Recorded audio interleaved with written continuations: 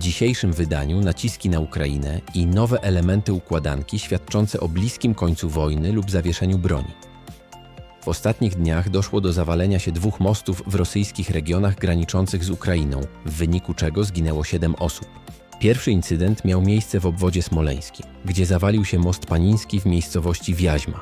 W wyniku katastrofy zginęła co najmniej 1 osoba, a 5 zostało rannych. Drugi przypadek dotyczył obwodu kurskiego, gdzie w rejonie głuszkowskim zawalił się most na rzece Sejm.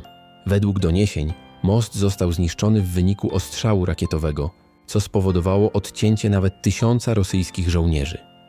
Zniszczenia mostów w tych regionach mają poważne konsekwencje dla lokalnej infrastruktury i logistyki wojskowej. Zawalenie się przepraw utrudnia transport i zaopatrzenie, co może wpłynąć na dalszy przebieg działań w rejonie przygranicznym. Jak widać, Ukraina od razu wdraża w życie pozwolenie ataku rakietami średniego zasięgu na infrastrukturę na terenie Rosji. Z uporem osiołka powtarzam, koniec wojny ukraińsko-rosyjskiej jest już widoczny. O umowach USA z Ukrainą dotyczących wydobycia metali ziem rzadkich już informowałem. W maju zostały również podpisane umowy dotyczące odbudowy infrastruktury, a dzisiaj kolejny element o tym świadczący. W ostatnich dniach generał Kit Kellogg, specjalny wysłannik prezydenta USA Donalda Trumpa do spraw Ukrainy i Rosji, wywołał kontrowersje, stwierdzając, że obawy Rosji dotyczące rozszerzenia NATO na wschód są uzasadnione. Podkreślił również, że przystąpienie Ukrainy do sojuszu nie jest obecnie rozważane przez Stany Zjednoczone ani przez kilka innych państw członkowskich NATO. Kellogg zaznaczył, że decyzje w sprawie rozszerzenia NATO należą do prezydenta Trumpa. W rozmowie z agencją Reuters Kellogg przyznał, że Rosja od dawna domaga się pisemnych gwarancji, iż NATO nie będzie się rozszerzać na wschód, obejmując Ukrainę, Gruzję czy Mołdawię. Jego zdaniem te postulaty są słuszne, choć jednocześnie skrytykował Rosję za brak elastyczności i kontynuowanie ataków na ukraińskie miasta. Kellogg podkreślił, że administracja Trumpa dąży do resetu stosunków z Rosją, aby przeciwdziałać zacieśnianiu się sojuszu Moskwy z Pekinem i Teheranem. Według niego dalsza izolacja Rosji jest nieskuteczna i niebezpieczna, a USA powinny przyjąć bardziej pragmatyczne podejście, łączące dyplomację z odstraszaniem.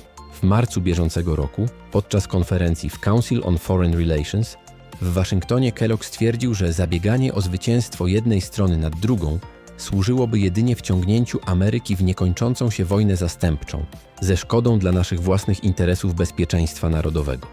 W lutym również tego roku, podczas monachijskiej konferencji bezpieczeństwa, Kellogg zaznaczył, że Europa nie będzie bezpośrednio uczestniczyć w negocjacjach pokojowych między Rosją a Ukrainą.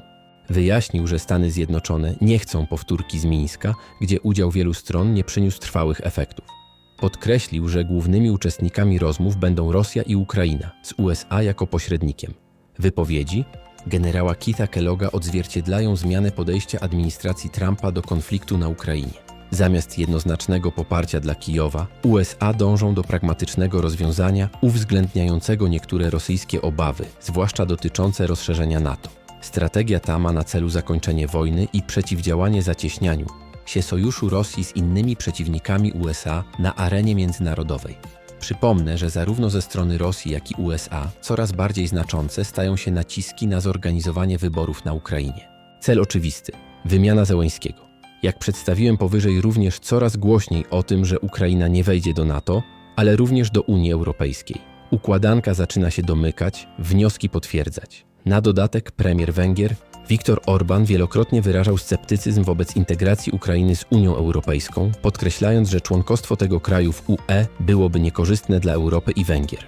W lutym 2025 roku stwierdził, że Ukraina może stać się Afganistanem Unii Europejskiej, co miałoby doprowadzić do destabilizacji kontynentu, jeśli nie zostanie znalezione rozwiązanie kończące wojnę. Orbán argumentuje, że Ukraina nie spełnia kryteriów członkostwa w UE, wskazując na brak stabilności, niepewność co do granic i liczby ludności oraz problemy gospodarcze. W jego ocenie przyjęcie Ukrainy do Unii mogłoby zaszkodzić europejskiemu sektorowi rolnemu i zwiększyć przestępczość. Premier Węgier podkreśla również, że wsparcie finansowe dla Ukrainy oraz zwiększenie wydatków na obronność przez UE mogą prowadzić do eskalacji konfliktu i osłabienia Europy. Zamiast tego opowiada się za wspieraniem rozmów pokojowych i unikanie dalszego zaangażowania militarnego. W swoich wypowiedziach Orbán często kwestionuje suwerenność Ukrainy, nazywając ją protektoratem Zachodu i ziemią niczyją. co spotyka się z krytyką ze strony ukraińskich władz i innych państw członkowskich UE. Stanowisko Orbana wobec Ukrainy i jej aspiracji europejskich odzwierciedla jego ogólną politykę zagraniczną, która często odbiega od linii przyjętej przez większość państw UE, skupiając się na interesach narodowych Węgier i utrzymaniu bliskich relacji z Rosją. Ocenę, czy Orban ma rację, czy nie, pozostawiam Państwu. Proszę o subskrypcję, by móc bez opóźnienia otrzymywać analizy i sprawdzone wiadomości ze świata.